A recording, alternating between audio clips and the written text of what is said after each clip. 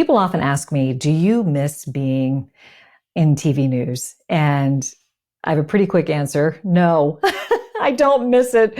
I love doing it at the time, but what I'm doing now, I enjoy so much more. However, I learned some great lessons along the way, lessons that I continue to apply in my current role. And I think that they might have some applicability for all of you as well. So that's why I'm devoting this episode to the 5 top lessons I learned in TV news. Stay tuned. Hi, I'm Karin Reed. I'm a 4-time author, Emmy Award-winning broadcast journalist, and communication expert on helping people to own the room, whether it be a physical one or a virtual one. Welcome to Speaker Dynamics. I want to begin by just saying a heartfelt thank you to all of the people who have tuned in to listen to this podcast. I heard from my podcast people, Hivecast, that we are ranked among the top 5% in podcasts globally, which is mind-boggling and just so gratifying to hear, because hopefully this means that you're finding value in joining us and learning things and are just enjoying the ride. So thank you so much for tuning in and for being a part of the community that we are trying to build here. I want to let you know that I had not planned on recording an episode today, but I felt compelled because I was driving home from a meta moment where I was appearing as a guest on another person's podcast. It's called Podcast Ally with Dr. Sarah Gleva. And she wanted me to talk about what it takes to be a good podcast guest as her podcast guest. So kind of a, podcast and a podcast meta moment. And I ended up relaying a lot of stories from my TV news days and the lessons that I learned from them.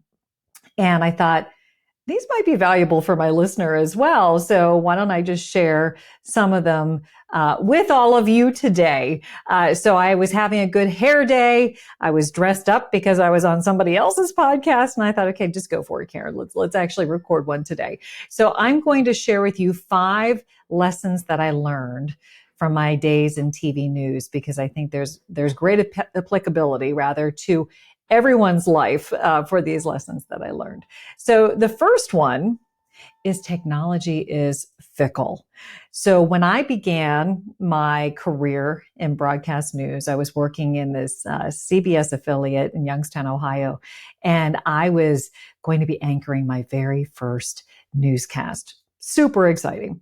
And in that day and age, the way they worked a teleprompter, which is the device that's put in front of the camera and allows you to read the words of the script, they would take the paper scripts and they would tape them together and then put them on this conveyor belt that they would then, feed through, and the words would magically appear on the screen in front of me.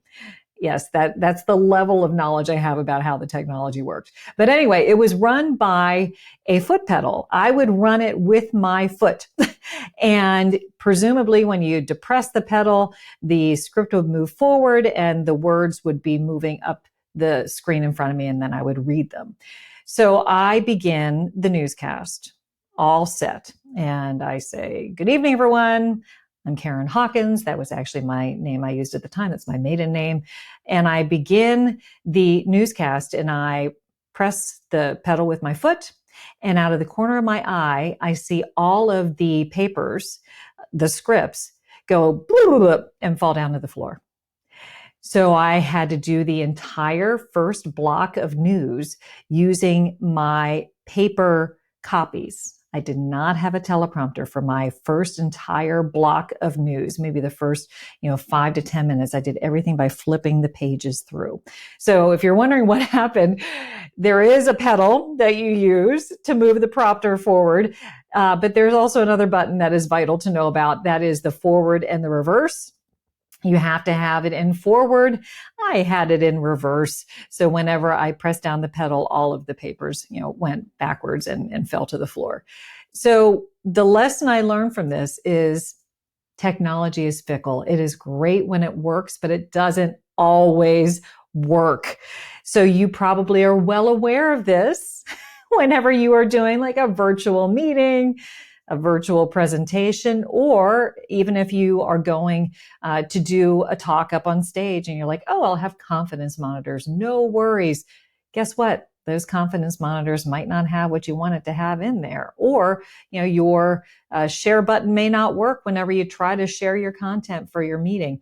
So my advice, the lesson learned is, technology is fickle.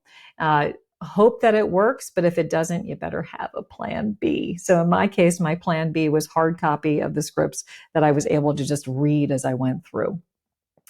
Okay, lesson number 2. Butterflies can be a good thing. All that nervousness may not be, something that is to your detriment. It actually may be a good thing. And here's the story that this stems from. So when we people of my generation who worked in TV news early on, if we would have somebody inquire about us, hey, do you want to come work for, the NBC affiliate, wherever, we would send them something called a resume tape. So a resume tape was a compilation of some of your best work. And hopefully they'd watch and they'd say, yeah, she's great. Let me bring her up to Buffalo or wherever it was. And what I would never use on my resume tape were the newscasts where everything went perfectly. Because, I could do those pretty well, but I was on automatic pilot. The ones that I would use were the ones where there was breaking news. And there was a lot of stuff that needed to be managed. And, perhaps there wasn't even a script in the prompter or even in front of me. I had to use my brain. And the reason why I like these newscasts for my resume tape were not just, to demonstrate that, hey, I can be cool under pressure and I can speak well on my feet, but because those were the ones where I was sharp. Was I nervous? Yeah, I was very nervous, but it wasn't nervousness where it was paralyzing fear. It was nervousness that would kind of, sharpen the axe. I was able to really focus in on what I needed to get done. And that was apparent in how I came across. I think those were the newscasts where I was, most present. And consequently, I was able to connect better with the audience and do a better job. So if you are nervous before you do any sort of big presentation, that's not necessarily a bad thing. What it means is you care. And it also means that you're probably going to do a better job than if you were totally nonchalant and just kind of easing into it. So, use that nervousness that you have, those butterflies in your belly, for good, because that actually is going to make you a better presenter for your audience. All right, lesson number 3, people move people. So I mentioned this in an earlier episode that if I was doing a story about like the homeless population, I would not talk about, the number of people who are living on the streets. Instead, I would look for the family that was living in their car and I would focus on them.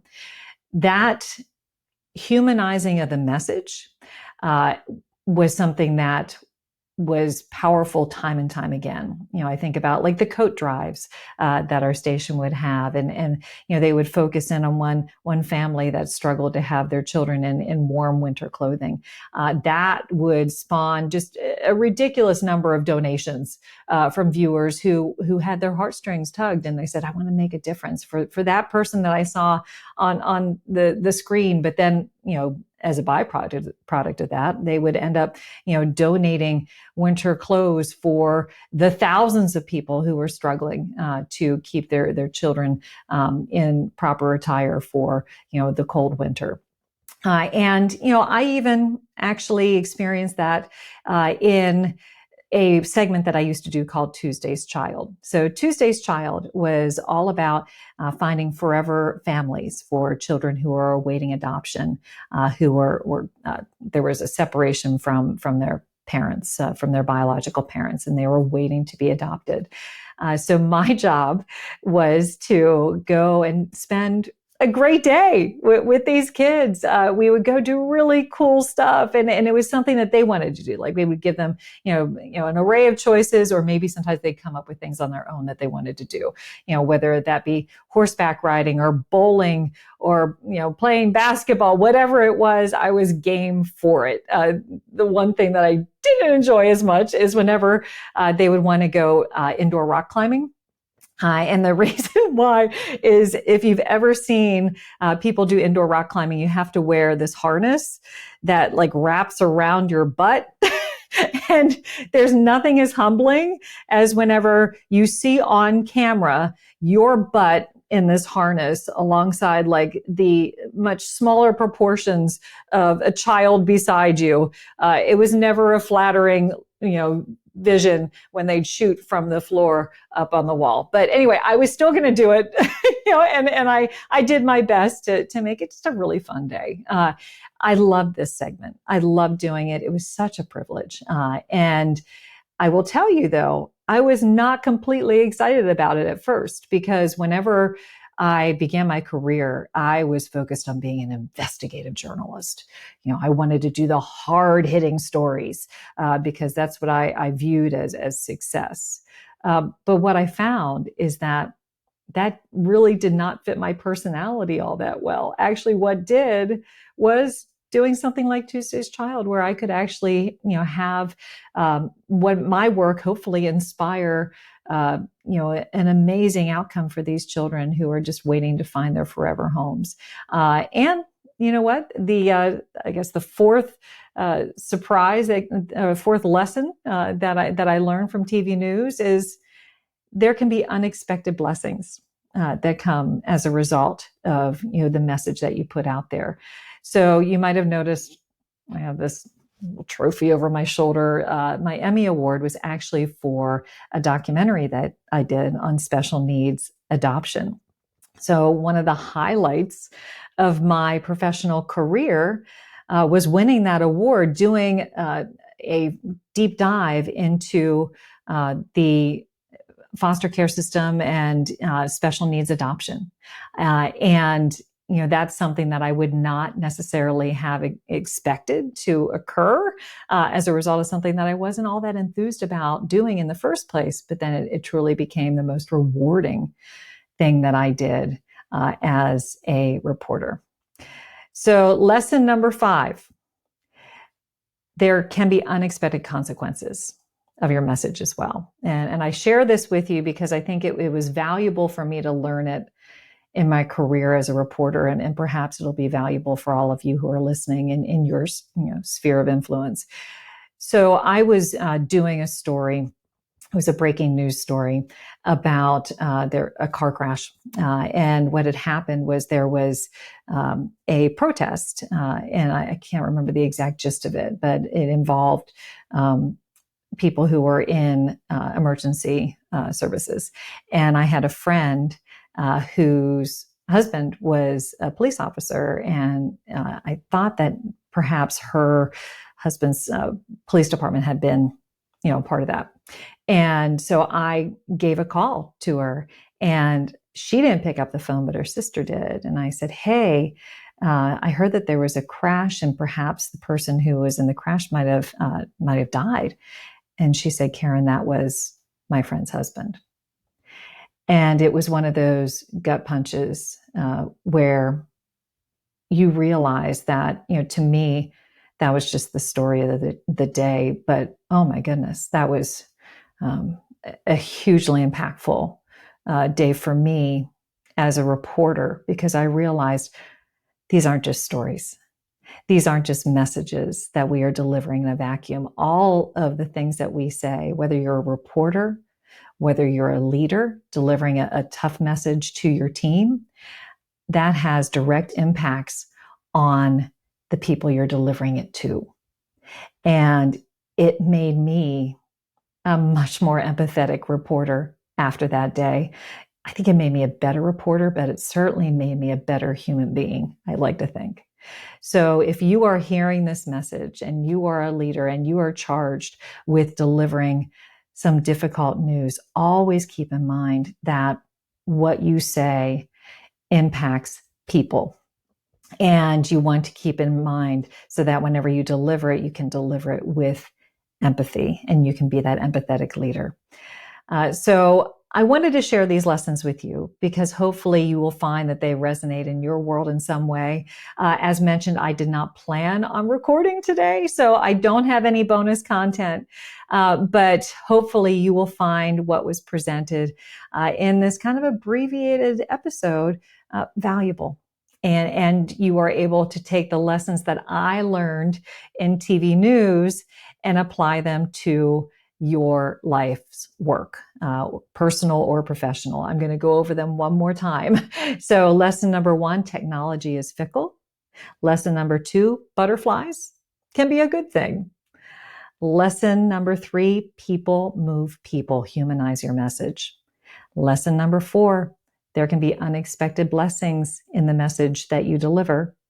And then lesson number 5, there also can be unexpected consequences. So make sure that you are an empathetic leader.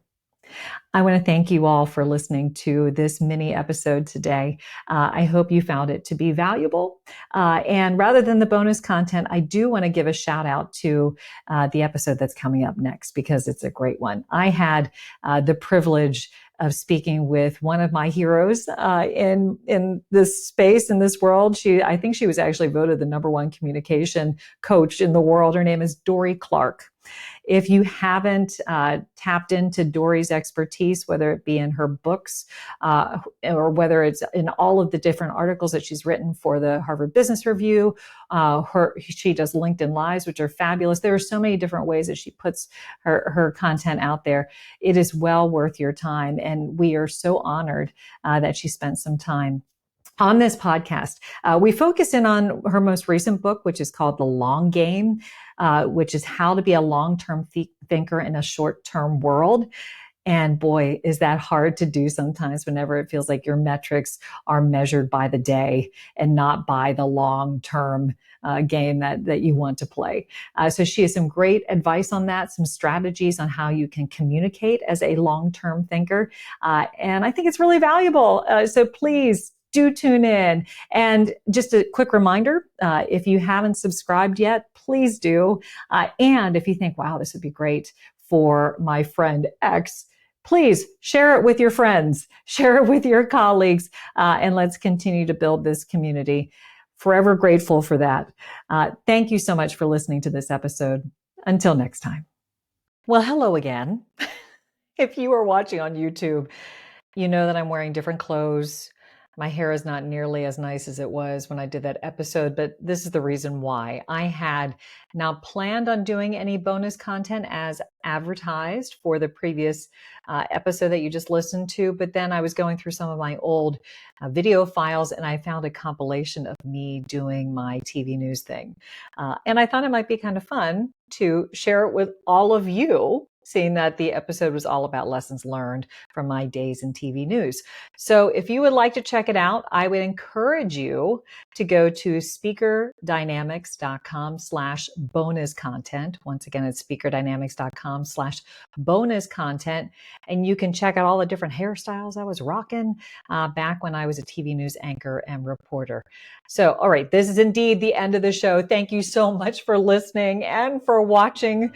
Until next time, truly.